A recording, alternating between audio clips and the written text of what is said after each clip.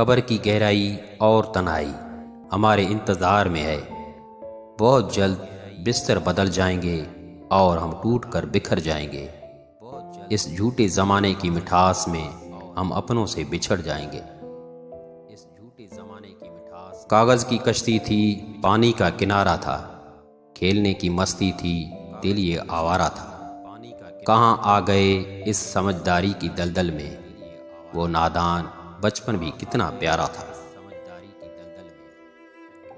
जब छोटे थे बड़े होने की बहुत चाहत थी, पर अब पता चला कि अधूरे एहसास और टूटे सपनों से अधूरे होमवर्क और टूटे खिलौने अच्छे थे।